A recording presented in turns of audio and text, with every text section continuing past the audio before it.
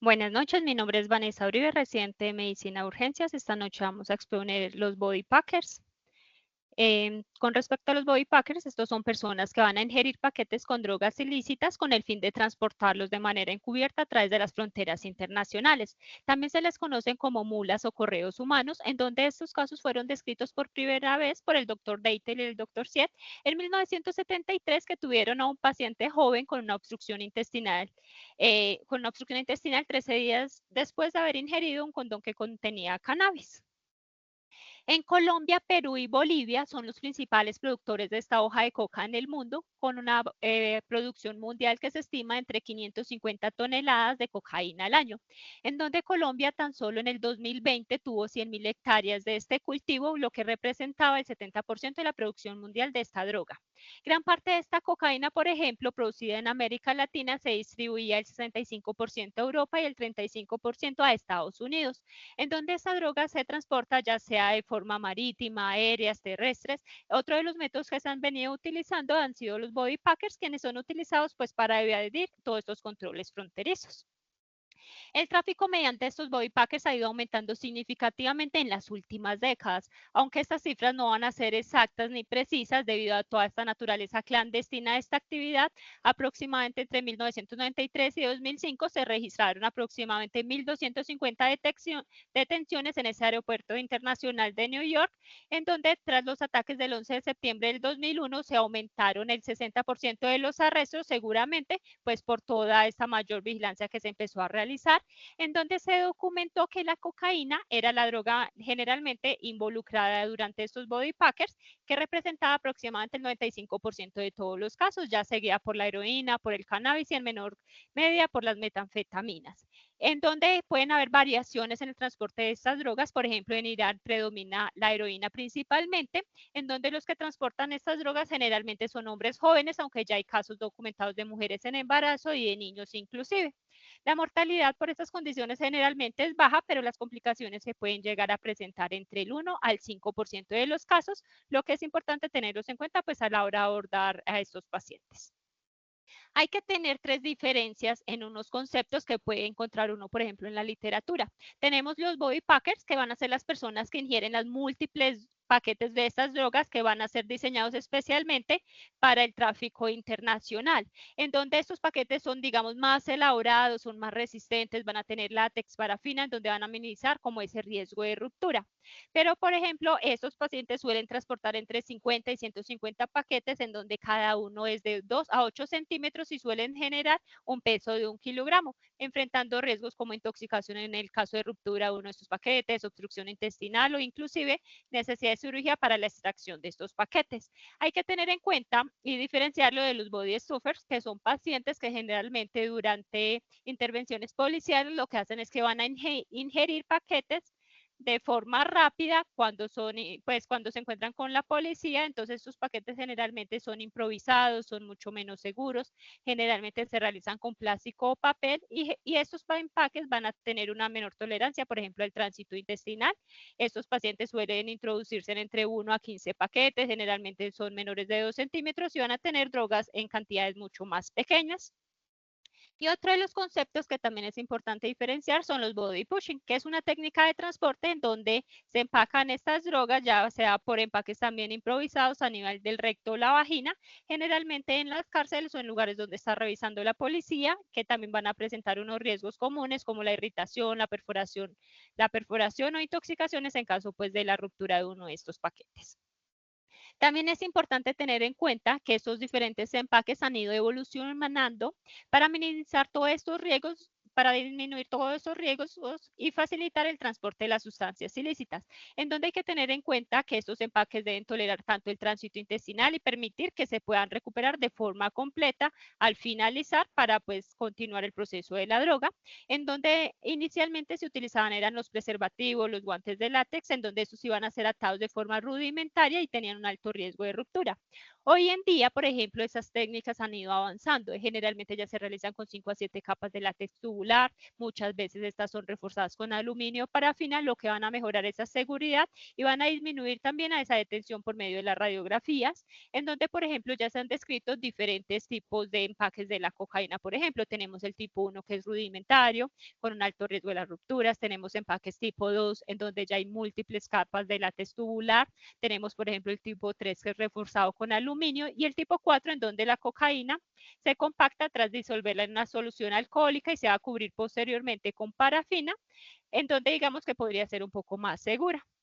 Ya con respecto a la cocaína líquida, lo que se utiliza son capas concéntricas de condones, lo que va a dificultar su detección, ya que esta cocaína líquida va a tener una menor densidad radiológica, por lo cual es más difícil de identificar.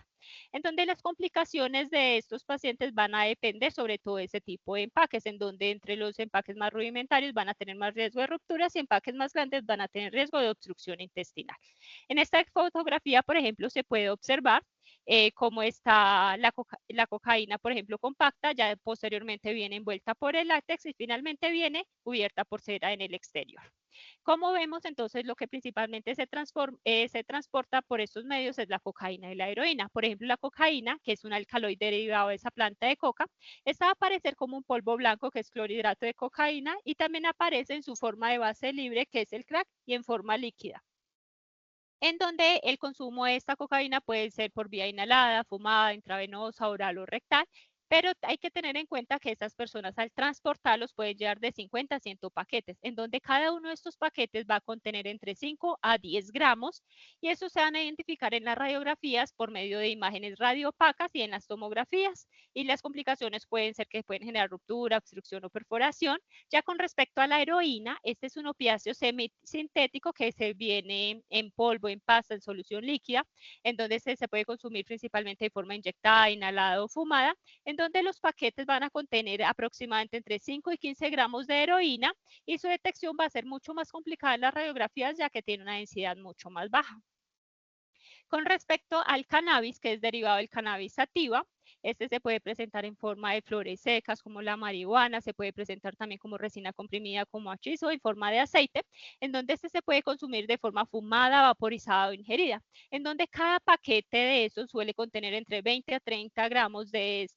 este cannabis, en donde se ha reportado muy pocos casos de intoxicación o complicaciones como obstrucción intestinal. La detección de esta también en las radiografías es muy limitada, siendo más útil, por ejemplo, las tomografías. Y otra de las sustancias que se transportan son las metanfetaminas, en donde se puede llegar a presentar como cristales, como polvos o como tabletas, en donde su consumo ya puede ser de forma oral, inyectada, inhalada o fumada, en donde cada paquete que van a transportar van a contener aproximadamente 10 a 20 gramos. Y hay que tener en cuenta que, por ejemplo, la ruptura de estos paquetes van a llevar a una intoxicación severa, una hipertensión, una rabdomiólisis o una insuficiencia renal.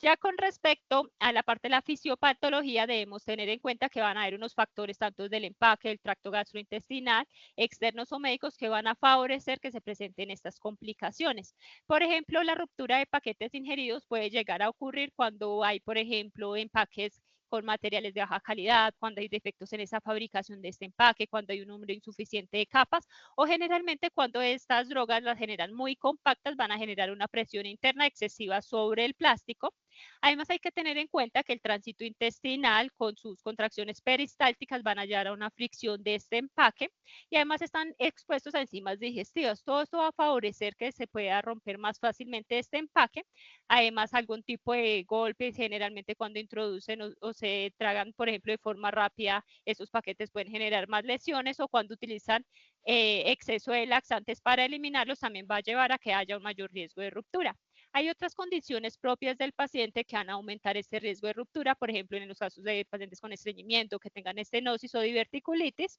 Y con respecto a la obstrucción intestinal, que es una complicación común que ocurre, va a ser provocada por ese bloqueo parcial o total de ese tránsito intestinal debido a la acumulación de esos paquetes ingeridos, en donde hay que tener en cuenta que esto puede llegar a ocurrir en general cuando los paquetes son muy grandes, cuando estos paquetes son rígidos, cuando son muchísimas cantidades, y estas obstrucciones generalmente van a ocurrir ocurrir en esas zonas más estrechas, como en la parte de la válvula ileocecal. Y hay también unas propiedades propias de los pacientes que van a favorecer estas complicaciones, como por ejemplo pacientes que tengan alteraciones en la motilidad intestinal, patologías como estenosis, tumores, inflamación.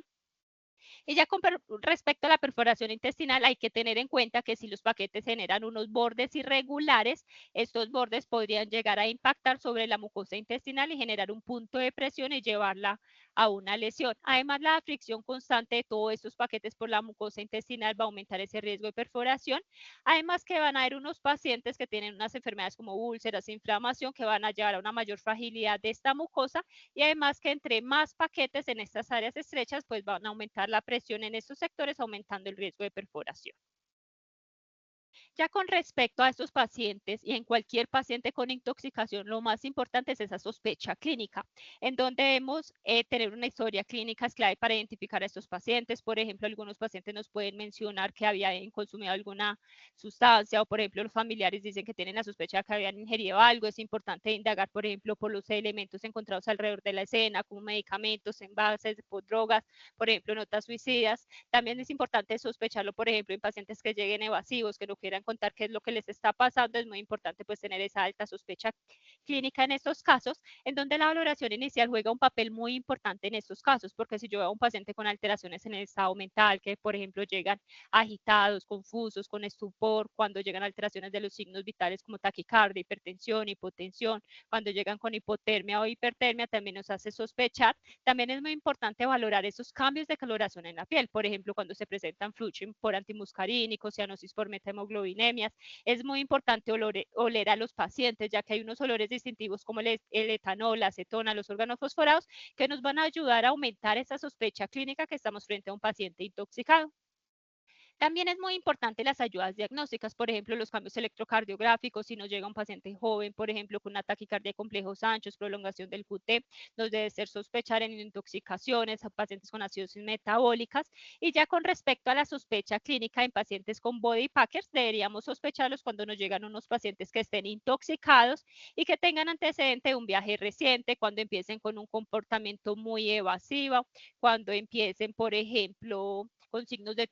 toxicidad que son muy severos, que nos hacen sospechar, o cuando se tomen imágenes por otras razones y, por ejemplo, evidenciemos los cuerpos extraños, o cuando los síntomas predominantes son los síntomas gastrointestinales, o, por ejemplo, un paciente que llegue con obstrucción intestinal o perforación con signos de intoxicación, pues debemos hacerlo sospechar. En donde siempre debemos recordar que si yo no sospecho, no voy a diagnosticar y mucho menos voy a tratar a estos pacientes.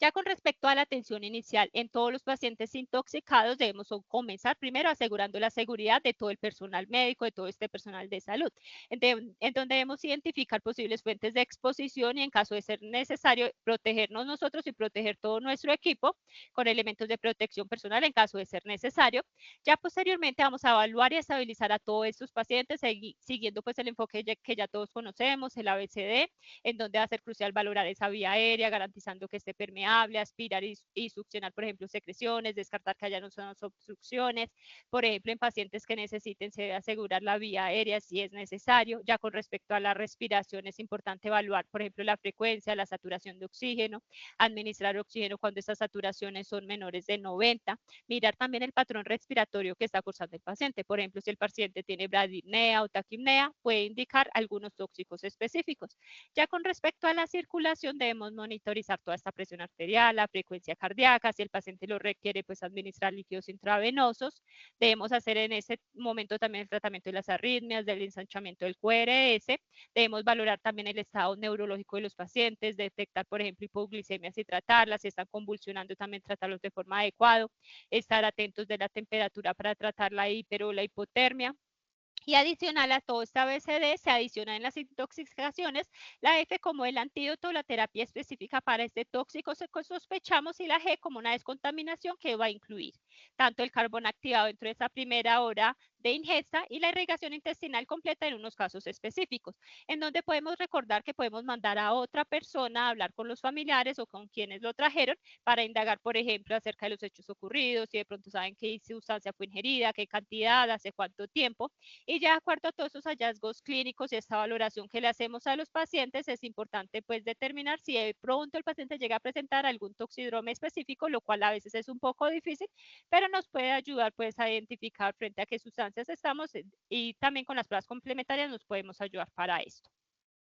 En donde en el manejo de los body packers debemos tener unas consideraciones especiales. Primero es si el paciente está asintomático, en donde la valoración generalmente son pacientes que llegan junto con la policía, en donde en caso que se pueda pues adquirir información, preguntarle al paciente, por ejemplo, qué tipo de droga estaba transportando, qué tipo, dónde se realizó el empaque, si eran empaques de calidad o eran empaques caseros que son más propensos, por ejemplo, a las rupturas, preguntarle por ese número de paquetes ingeridos y sobre todo indagar si llega a tener síntomas, por ejemplo, que fuera intoxicación o complicaciones, teniendo en cuenta que lo que nos va a referir el paciente pues va a ser muy impreciso y generalmente pues va a ocultar la verdad por todo ese temor a esas represalias legales. En estos pacientes también debemos hacer una palpación abdominal, un examen vaginal o rectal para a ver si de pronto presentan nuevos paquetes. Y ya en el manejo de los pacientes sintomáticos, lo más importante es que es la sospecha clínica, porque generalmente estos pacientes pues van a llegar sin policía, van a tratar de ocultar toda la información. Entonces, digamos que va a ser mucho más difícil identificarlos, por lo cual debemos sospecharlo. Entonces, en este contexto vamos a encontrarnos dos tipos de pacientes en los servicios de urgencias. Tenemos los pacientes asintomáticos, que son la mayoría de los pacientes que van a ser identificados por la policía, y ya tenemos los pacientes sintomáticos, que generalmente, como les mencionaba, pues hay que tener la sospecha clínica. Estos pacientes se pueden clasificar a su vez en tres pacientes, que son los que cursan con intoxicación aguda,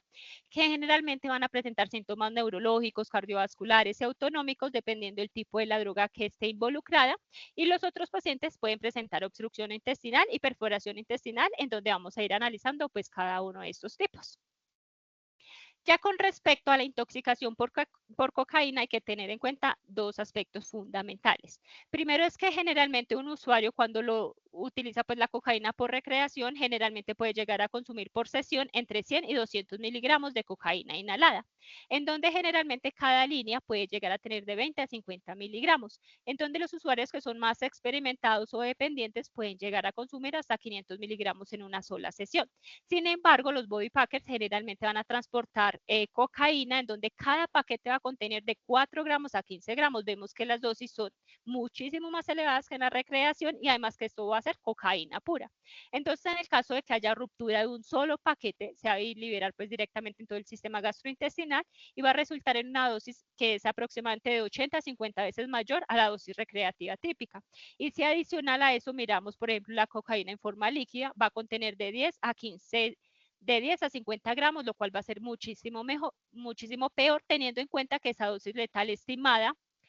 para un paciente que no sea tolerante puede ser entre los 500 miligramos y 1.5 gramos, teniendo en cuenta que, por ejemplo, en los pacientes que se presentan con intoxicación por cocaína, vamos a tener un toxidrome simpático mimético que se va a ir a esa inhibición de esa recaptación de dopamina, de la norepinefrina, de la serotonina, donde va a generar todo uno de esos efectos tanto cardiovasculares, neurológicos, respiratorios, también hay síntomas gastrointestinales, en donde, por ejemplo, a nivel del sistema cardiovascular van a predominar, por ejemplo, la taquicardia, la hipertensión, hay vasoespasmo coronario, los pacientes en intoxicaciones más severas pueden llegar a cursar con isquemia miocárdica, infarto, arritmias, miocardiopatía por estrés. A nivel neurológico podemos valorar a estos pacientes que cursan con convulsiones, con midriasis, con agitación psicomotora, con hipertermia, psicosis, alucinaciones, pueden presentar dolor abdominal, náuseas, vómito y por ejemplo en los pacientes con los body packers podemos ver que menos del 5% desarrollan una intoxicación, pero en el caso que se presente la intoxicación por la ruptura de un paquete, estos pacientes tienen una letalidad mayor al 56%, teniendo en cuenta que como son dosis tan elevadas se van a presentar pues los mismos síntomas de mayor gravedad, en donde se pueden documentar temperaturas mayores a 41 grados, pueden estar en estatus convulsivos, pacientes con psicosis severas, arritmias graves, e inclusive pueden presentar hemorragias intracraneales, vasoespasmo cerebral, rhabdomiólisis o isquemia intestinal que pueden llegar a progresar inclusive hasta una perforación intestinal. Ya con respecto al consumo recreativo de la heroína, este va a depender tanto de la vía de administración, la tolerancia del usuario y la pureza de la droga, que generalmente puede variar entre 20 y el 40% de la conseguida en la calle, en donde por vía intravenosa un usuario normal puede consumir de 5 a 20 miligramos por vía intravenosa y en una sesión completa se calcula que puede llegar a introducir de entre 10 a 50 miligramos, en donde hay que tener en cuenta que la dosis letal promedio en un adulto que no sea tolerante es de aproximadamente 75 a 375 miligramos por vía intravenosa. Si vemos en los body packers en donde cada paquete va a contener entre 8 a 15 gramos de heroína pura, va a representar una dosis de 160 a 600 veces mucho mayor a la recreativa. Entonces, en el caso de que haya una ruptura de un paquete, pues vemos que estos pacientes van a tener una absorción masiva que va a llevar a una depresión respiratoria severa y una bradicardia que finalmente va a terminar en la muerte si no se interviene de forma inmediata. Ya con respecto a las intoxicaciones por heroína, hay que tener en cuenta que generalmente se presenta la triada de miosis, depresión respiratoria, somnolencia. También se pueden presentar náuseas, vómitos, bradicardia, hipotensión, hipotermia, en donde en los body packers esta toxicidad va a ser extrema, va a llegar a una depresión respiratoria severa que rápidamente va a progresar a apnea y a paro respiratorio, junto con un coma profundo, van a haber pérdida de los reflejos protectores de la vía aérea, va a haber una hipotensión profunda y una sistolia, en donde en el caso de estos pacientes la letalidad sin un manejo pues va a ser muy elevada. Ya con respecto a la obstrucción intestinal, esta puede llegar a ocurrir en el 1 al 10% de los pacientes con body packers, en donde va a depender de la cantidad y la calidad de los paquetes ingeridos, en donde estos pacientes pueden llegar a presentar dolor abdominal, distensión abdominal, náuseas, vómito, la ausencia de ruidos intestinales, ausencia de flatos, como normal presenta un paciente con una obstrucción intestinal normal. Al examen físico podemos ver distensión, los ruidos intestinales disminuidos, en casos graves irritación peritoneal, que en esos casos ya debemos descartar pues que haya una perforación intestinal secundaria. Generalmente en estos pacientes hay que hacer diagnósticos diferenciales, que tengan apendicitis, obstrucciones por adherencias o hernias por otras causas, en donde el diagnóstico fundamental en estos pacientes, por ejemplo, es con tomografía, ya que tiene una sensibilidad cercana al 100%, nos permite identificar la obstrucción y además nos permite identificar que tenga los paquetes, lo que nos hace sospechar pues que el paciente tenga, que sea un paciente por body packers. Hay que tener en cuenta que las complicaciones en estos casos van a incluir peritonitis en el 1% de los casos y pueden llegar a ocurrir intoxicación por perforación de esos paquetes en el 20 al 30% de los casos, en donde la intervención temprana va a ser clave para prevenir pues esa falla multiorgánica y mejorar este pronóstico. Ya con respecto a la perforación intestinal, ocurre en el menos del 1% de todos estos casos, en donde sus pacientes se van a presentar con un dolor abdominal severo, van a tener vómito persistente, náuseas, van a tener taquicardia, fiebre, son pacientes que se ven muy álgicos, al examen físico son los mismos que se documentan en una perforación intestinal, pacientes con irritación peritoneal, con distensión, la ausencia de esos ruidos intestinales, en donde podemos hacer imágenes como por ejemplo en la radiografía de tórax se puede evidenciar un aire libre subdiafragmático, podemos ver en las tomografías, por ejemplo, ese aire libre peritoneal, y además nos sirve mucho la tomografía ya que podemos ver todos esos paquetes extraluminales, lo que nos hace sospechar que estamos frente pues a un body packers, en donde estos pacientes sin un tratamiento oportuno pues van a tener múltiples complicaciones como la peritonitis, la falla multiorgánica y finalmente pues estos pacientes pueden llegar a fallecer. Ya con respecto a las imágenes diagnósticas, tenemos la primera que se realiza en los servicios de urgencias, que es la radiografía de abdomen, en donde esta es una imagen que es muy utilizada teniendo en cuenta que están disponibles en todos los servicios de urgencias, tienen un bajo costo, en donde la sensibilidad de esta imagen llega a variar entre el 74 y el 90%, en donde la radiografía nos permite identificar múltiples cuerpos extraños, los cuales se van a ver de forma radiopacas, en donde, por ejemplo, en estas imágenes vamos a encontrar unos signos que son típicos, que son el signo del doble condón, en donde es como un halo de aire atrapado entre las diferentes capas de látex. También tenemos el signo del tic-tac, que es donde se ven paquetes homogéneos y alargados que van a estar alineados como en ese tracto intestinal. También tenemos el signo de la roseta, que va a ser un gas atrapado en los nudos del empaque. También hay que tener en cuenta que hay unas sustancias como por ejemplo la heroína o la cocaína líquida que no se va a identificar de forma adecuada en la radiografía de abdomen, y hay que tener en cuenta, por ejemplo, que también hoy en día ya hay unos nuevos paquetes que están diseñados para que no sean detectados en la radiografía, lo que va a ser pues mucho más difícil. Por ejemplo, en estas imágenes podemos observar, por ejemplo, el signo del tic-tac. Podemos ver aquí, por ejemplo, el signo del paralelismo, en donde vemos los diferentes paquetes alineados a nivel del intestino. Y, por ejemplo, podemos ver aquí el signo del doble condón, que es el aire contenido entre las diferentes capas del látex. También la radiografía nos sirve para evidenciar, por ejemplo, la evidencia de obstrucción intestinal. Por ejemplo, vemos estas asas intestinales distendidas y, por ejemplo, vemos aquí los diferentes paquetes o los diferentes cuerpos extraños. También, por ejemplo, podemos ver perforación intestinal, como el neumoperitoneo que evidenciamos acá. Entonces, nos pueden ayudar a identificar como esas complicaciones. Ya con respecto a la tomografía, es el estándar de oro para evaluar a todos estos pacientes, ya que tiene una sensibilidad y una especificidad del 95 al 100%. La tomografía es especialmente útil, por ejemplo, cuando esa radiografía inicial es negativa, pero uno tiene una alta sospecha clínica que es persistente, en donde podemos ver, por ejemplo, cuerpos extraños que son radiodensos o, por ejemplo, cuando son ovaladas, redondeadas. La ventaja de la tomografía es que nos permite cuantificar el número, mirar dónde está la posición, también nos permite identificar complicaciones y, por ejemplo, también la tomografía nos puede sugerir cuando hay un paquete roto. Por ejemplo, cuando vemos un borde hiperdenso, incompleto alrededor de cualquier paquete y este se va mezclando con la parte del contenido intestinal normal, nos debe hacer sospechar pues que hay un paquete roto y que nos debe llevar a una actuación diferente. En donde se van a preferir, por ejemplo, las tomografías sin contrastes, ya que el contraste lo que nos hace es dificultar evidenciar todos esos paquetes rotos y a veces pueden dificultar la evidencia de algunas complicaciones. Entonces, por ejemplo, en esta imagen vemos, por ejemplo, el halo de luz que están entre las capas. Aquí también se puede ver un halo de aire que está entre las capas del látex y, por ejemplo, podemos ver aquí el signo del paralelismo, que son los diferentes paquetes como alineados a nivel del intestino. Podemos ver que también pues, la tomografía es muy útil para identificar la obstrucción intestinal. En el caso de las asas dilatadas con los niveles hidroaéreos, también es muy útil para ver la perforación intestinal, cuando uno ve pues, ese aire intraperitoneal, cuando ve líquido libre, o cuando puede llegar inclusive a ver todos esos paquetes como fuera del intestino, en donde debemos realizar pues, la tomografía en caso de que tengamos dudas o para descartar las complicaciones y pues es mucho más sensible y específica. Ya con respecto...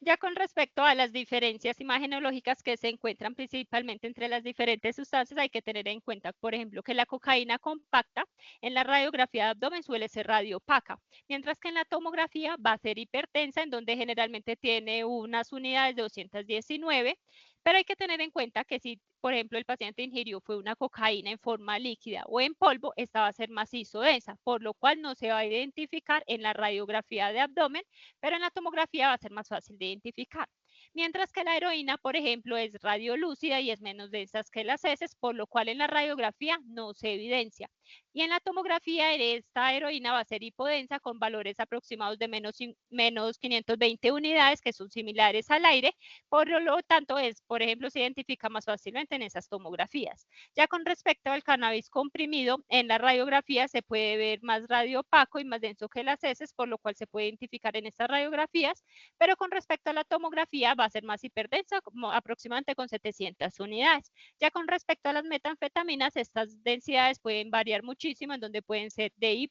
hipodensas a levemente hiperdensas con los rangos de densidades que pueden variar entre menos 100 y 150 unidades. Y por ejemplo, las metanfetaminas no se ven en las radiografías abdominales porque se llegan a confundir en la mayoría de los casos con el contenido intestinal, pues si no están de forma bien contactas. Entonces, digamos que la tomografía tiene una ventaja adicional de que nos permite identificar las complicaciones, nos permite ver si los paquetes, por ejemplo, se están rotos y además nos permiten diferenciar entre las diferentes sustancias, aunque pues una persona que no tiene pues como esa experiencia es más difícil identificar frente a qué sustancias están.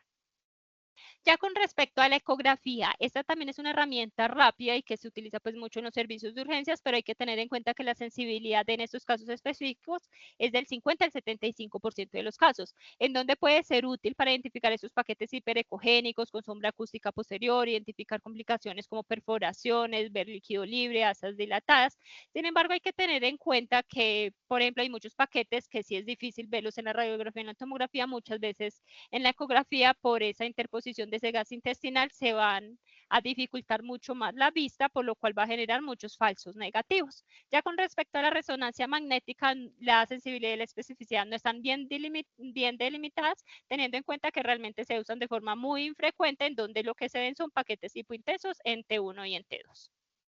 Hay otras pruebas que se utilizan, que son, por ejemplo, las pruebas de detección de drogas en orina, en donde se suele mencionar este como un método complementario, pero ha sido muy controvertido. Primero, porque la sensibilidad varía entre el 40 al 90% de los casos en donde hay que tener en cuenta que muchos de estos pacientes van a tener estas pruebas negativas, entonces digamos que si no hay un paquete que esté con ruptura, pues generalmente estas pruebas son negativas, entonces no deberían utilizarse como una prueba de detección que se utiliza en la mayoría de los casos. Sin embargo, hay un caso en el cual es muy útil. Por ejemplo, si una primera prueba salió negativa y en un nuevo control salió un resultado positivo, yo debo sospechar que puede haber una ruptura de un paquete. Sin embargo, como les mencionaba, pues no se aconseja como prueba de detección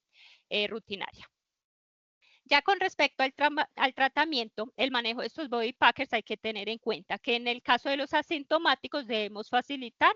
primero la evacuación segura de estos paquetes, hay que evitar las intervenciones quirúrgicas. Generalmente en Estados Unidos, por ejemplo, a estos pacientes los vigilan en una prisión, mientras que en Europa todos estos pacientes, por ejemplo, ingresan a los hospitales, en donde la principal estrategia, como les mencionaba, es conservadora. A estos pacientes debemos igualmente hacerles una valoración clínica completa, descartar que presenten complicaciones o que presenten signos de intoxicación, que de pronto el paciente no mencione estos síntomas. Es importante igualmente hacer la valoración clínica, tomar los signos vitales.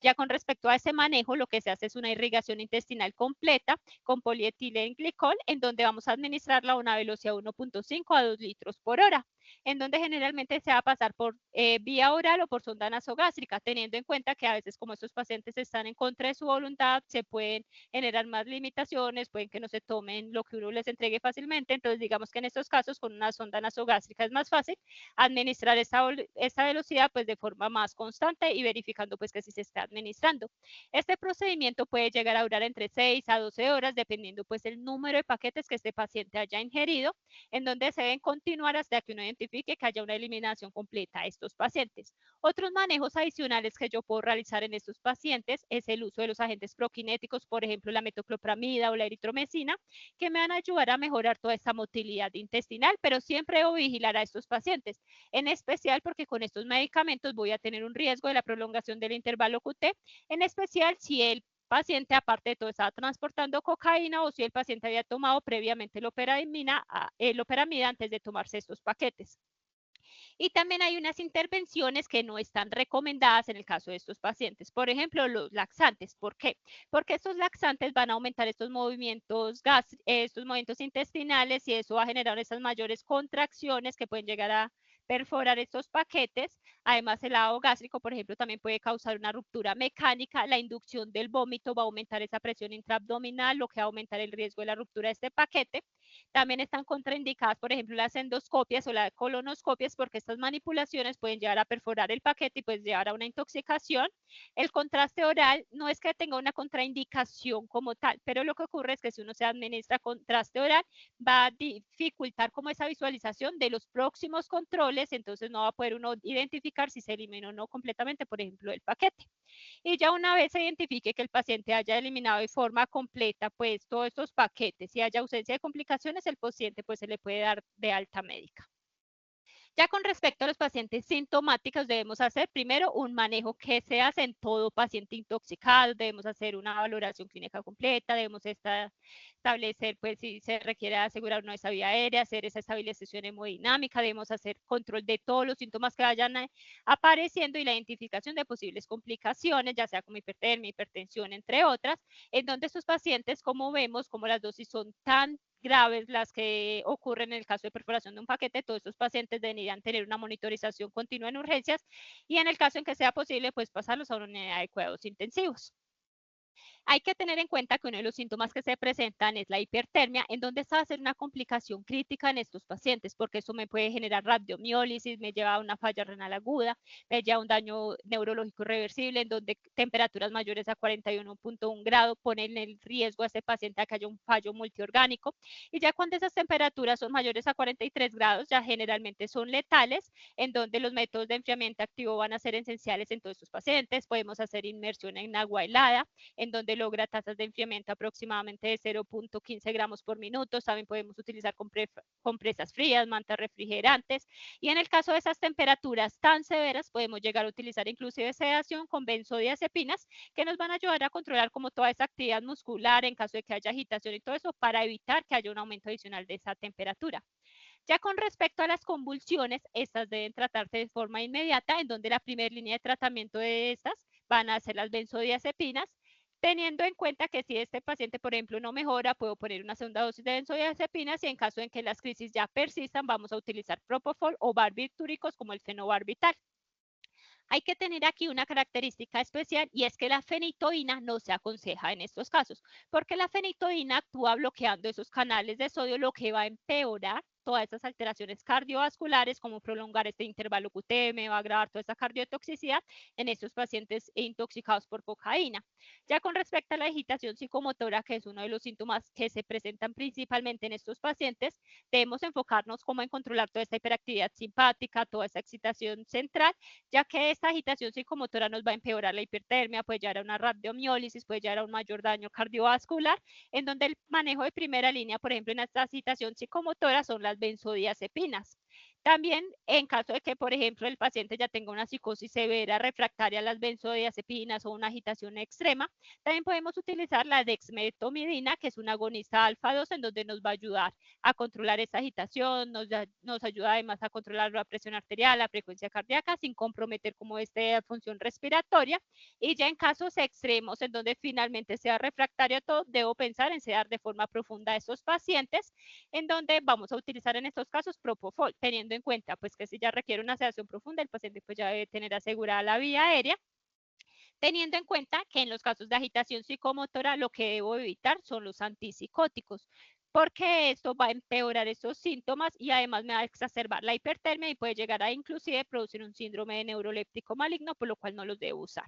Ya con respecto a la hipertensión severa y el vasoespasmo coronario, también son complicaciones frecuentes que se presentan en estos pacientes, por lo cual el manejo inicial en hipertensiones, por ejemplo, les podemos utilizar benzodiazepinas, que va a disminuir toda esa actividad simpática, me van a ayudar a estabilizar esa presión arterial. Ya en casos de crisis hipertensiva puedo utilizar fentolamina, puedo utilizar nitroglicerina, nitroprusiato, que también son útiles en pacientes que cursen con dolor torácico, con isquemia miocárdica, teniendo en cuenta, por ejemplo, que los beta bloqueadores se desaconsejan dado ese riesgo de empeorar ese vasoespasmo coronario. También hay que tener en cuenta que la cocaína va a bloquear los canales de sodio a nivel del sistema cardíaco, lo que va a llevar a una prolongación de ese QRS,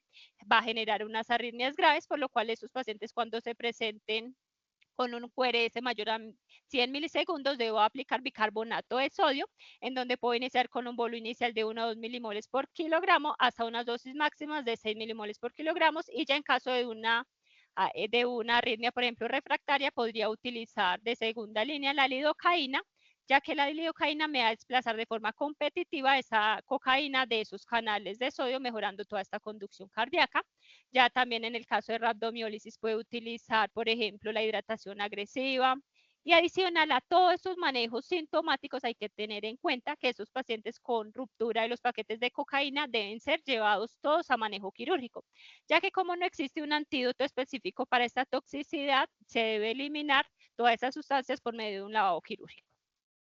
Ya con respecto al manejo de la toxicidad por los opioides, hay que tener en cuenta que cuando hay una ruptura de estos paquetes, como les mencionaba, pues es una emergencia crítica que es letal en la mayoría de los casos, en donde esos pacientes también deben estar monitorizados de forma constante. También hacemos el ABCD en todos los pacientes que ya hemos mencionado. A todos los pacientes debemos administrarles naloxona, que es un antagonista competitivo de estos receptores opioides, en donde generalmente, como las dosis de heroína que están en el cuerpo son mucho más altas a las normales, se pueden requerir dosis iniciales de 2 a 5 miligramos, los cuales son dosis mucho más elevadas que en una intoxicación normal por heroína, en donde podemos llegar a inclusive a administrar bolos de 2 miligramos cada 5 minutos hasta que logremos una reversión clínica.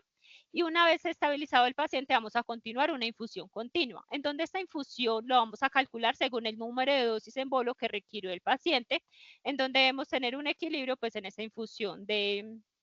esta naloxona, teniendo en cuenta, por ejemplo, si los pacientes habían sido previamente consumidores, pues van a generar un síndrome de abstinencia aguda, entonces debemos que llevar como un equilibrio.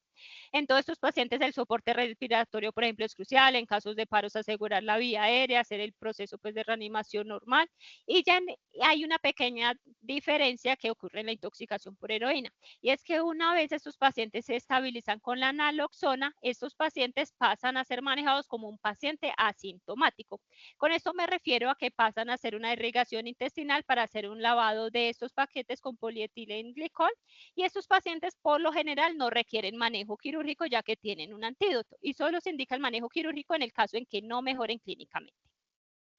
Ya con respecto al manejo de la obstrucción intestinal, vamos a realizar un manejo conservador, en donde vamos a utilizar la irrigación intestinal completa con polietilenglicol a las mismas dosis que el manejo de los asintomáticos, 1.5 a 2 litros por hora de forma oral, en donde debemos tener también a estos pacientes monitorizados por el riesgo de que haya ruptura de alguno de estos paquetes. Vamos a hacer un manejo conservador máximo por 48 a 72 horas, en donde debemos tener en cuenta que, por ejemplo, si en algún momento el paciente presenta falta de respuesta, no ha mejorado en 48 a 72 horas, hay signos de perforación o signos de intoxicación, estos pacientes deben ser llevados a un manejo quirúrgico inmediato. Y otros manejos adicionales que se puede hacer a este manejo conservador es manejarle el dolor a estos pacientes, hacer un ayuno completo, manejarle las náuseas y el vómito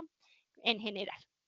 Ya con respecto al manejo de la perforación intestinal, estos pacientes requieren una intervención quirúrgica inmediata, porque lo que hay que hacer es eliminar como esa contaminación intraabdominal que se está generando, en donde estas perforaciones intestinales pues ya van a generar la sepsis, pueden generar un choque séptico, pueden requerir soporte hemodinámico, sus pacientes se van a manejar en UCI, que hay que hacer pues un lavado de esa cavidad peritoneal y estar muy atentos, y a la hora de eliminar pues esos paquetes también tener cuidado de no irlos a perforar porque me lleva a una intoxicación, en donde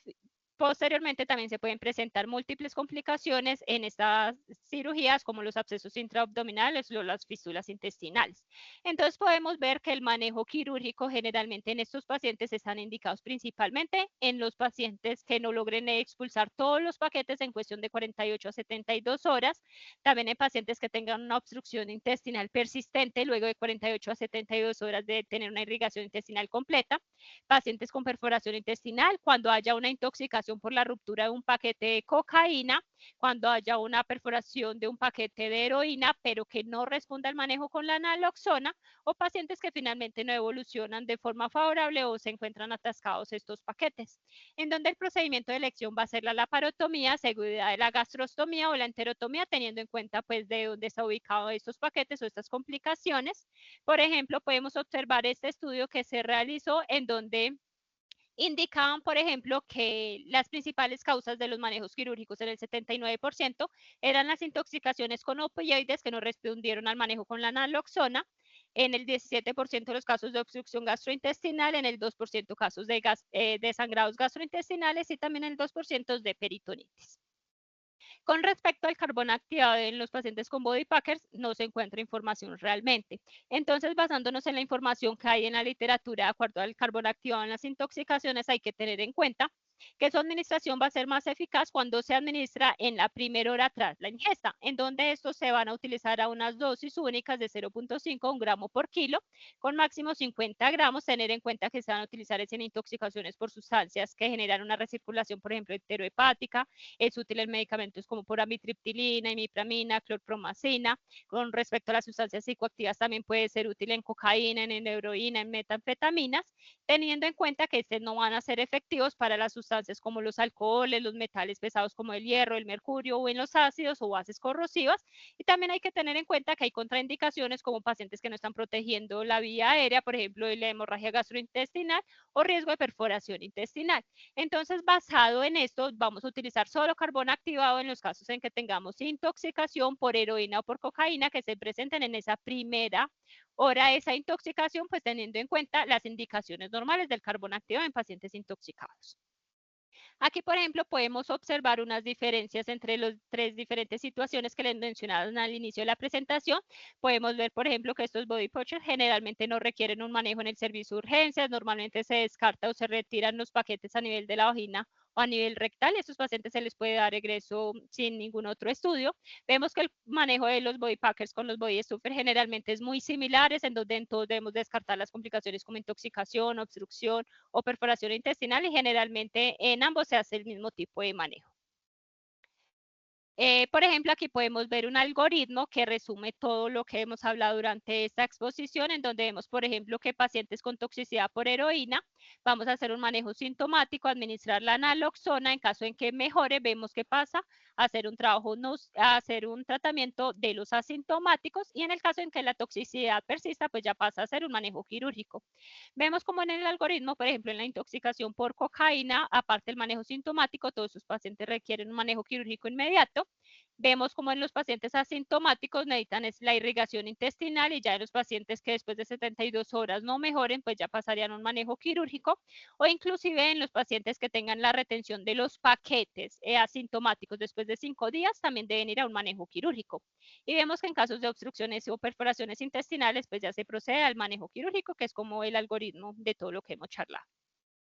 También hay que tener en cuenta, especialmente en estos pacientes, es que los médicos nos vamos a enfrentar a dilemas éticos y legales particularmente complejos en estos casos, porque primero hay una tensión entre esa confidencialidad médico-paciente y la obligación legal de denunciar todas estas actividades delictivas relacionadas con el narcotráfico, en donde esto va a generar muchos conflictos, por ejemplo, porque la denuncia podría dañar la confianza médico-paciente, puede llegar a poner en riesgo al paciente por represalias. Además, ese principio de autonomía de ese paciente entra en dilema, ya que en ocasiones toca intervenir en contra de la voluntad de este paciente, en especial cuando tenemos una orden legal, y el paciente puede llegar a rechazar ese tratamiento, lo que va a dificultar todo este proceso. También los principios de beneficencia y no maleficencia también, por ejemplo, se ven desafiados, ya que los médicos debemos empezar a equilibrar entre la necesidad de hacer un manejo, empieza uno como entre lo debo hacer por el bien de él, pero el paciente se puede negar, entonces digamos que empiezan con muchos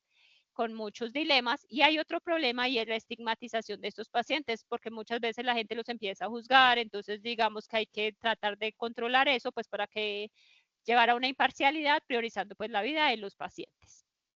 Ya con respecto a los aspectos legales, hay que tener en cuenta que en Colombia el manejo de los body packers va a estar regulado por unas normativas que van a combinar todo ese derecho a la salud y a las obligaciones legales. Por ejemplo, la ley estatutaria 1751 del 2015 nos garantiza que todos los pacientes deben tener una atención médica oportuna y de calidad, a pesar de que tengan una situación legal, por ejemplo, pendiente. Sin embargo, pues este Código Penal colombiano también obliga a los médicos que debemos reportar todos los casos que estén relacionados con el tráfico de sustancias ilícitas, de acuerdo al artículo 441, en donde también los médicos están obligados a garantizar como esa cadena de custodia de todos estos paquetes recuperados. Debemos preservar tanto la integridad, ya que esto va a ser evidencia para ese paciente, y en donde la confidencialidad médico-paciente la protege la ley 23 de 1981, pero esta no aplica cuando hay delitos de por medio, por lo cual todos los médicos estamos obligados pues a cumplir con todas esas responsabilidades legales, y denunciar pues todos los casos que se nos presenten, cumpliendo pues toda la parte de la ética profesional y las exigencias judiciales.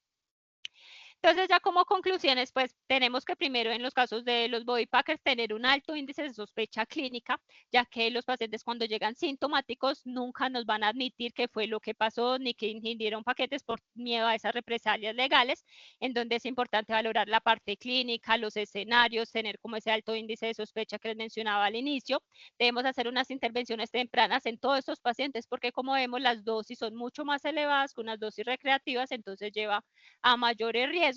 Y otro de los aspectos que nunca debemos olvidar es que debemos cumplir todas estas responsabilidades legales, reportando pues todos los casos a la autoridad, y se deben preservar de forma adecuada estos paquetes en forma de cadena de custodia, en donde se deben pues garantizar la integridad de esta evidencia. Muchísimas gracias. Buenas noches, hola Vanessa, felicitaciones por la revisión. Eh,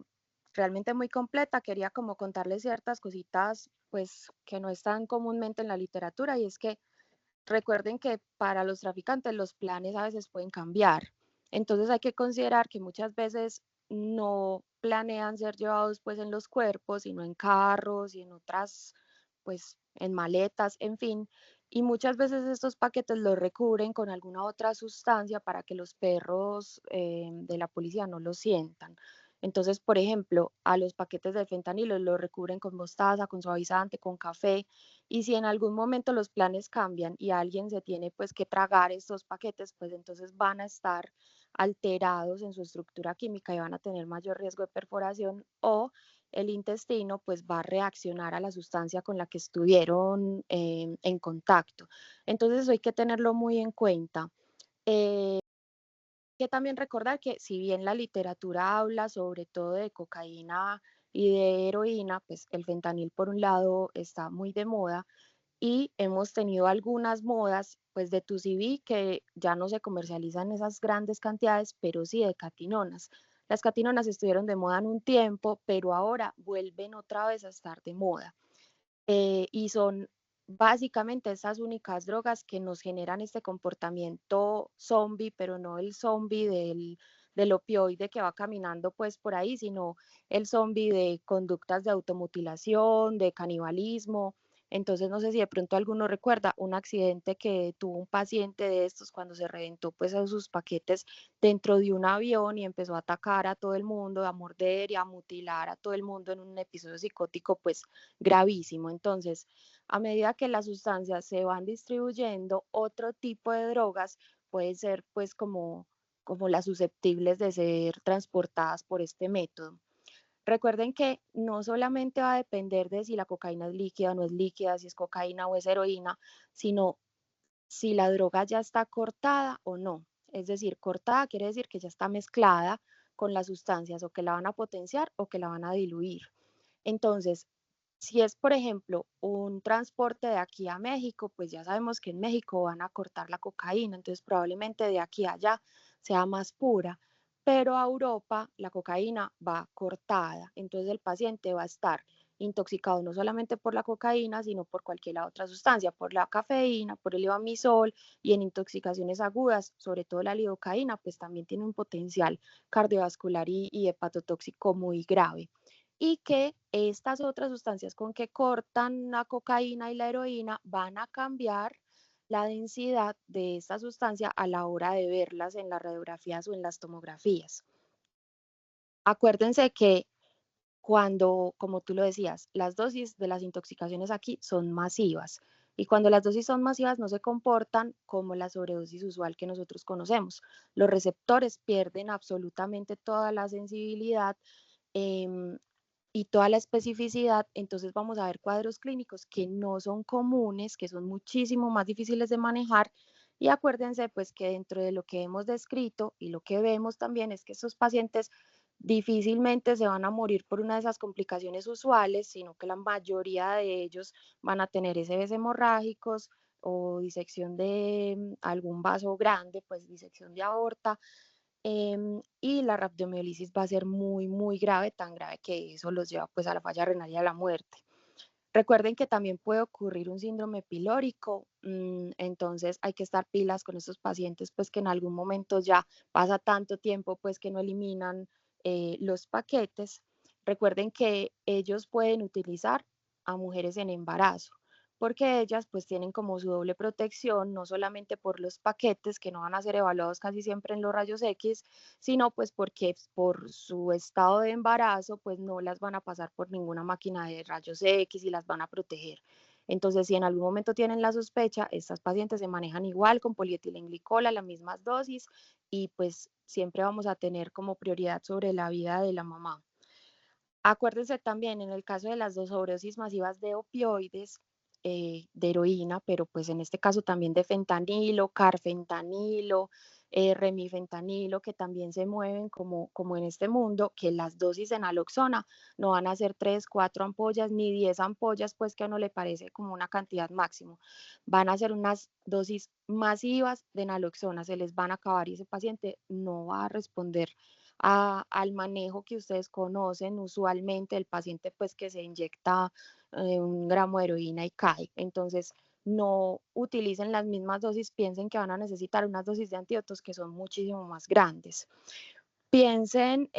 también en estos pacientes que son body pushing, que pues se insertan sustancias en el ano, en la vagina, pero también, aunque suene pues como muy descabellado, en el conducto auditivo externo. Entonces puede que no lleve grandes cantidades, pero es una cantidad que es suficiente para que si le causa una intoxicación, nunca vamos a encontrar la fuente de la intoxicación si no evaluamos bien ese paciente. Entonces, todo paciente intoxicado se empelota y se le busca por todos los orificios dónde tiene la sustancia y dónde está absorbiendo esa sustancia. Entonces, conducto auditivo,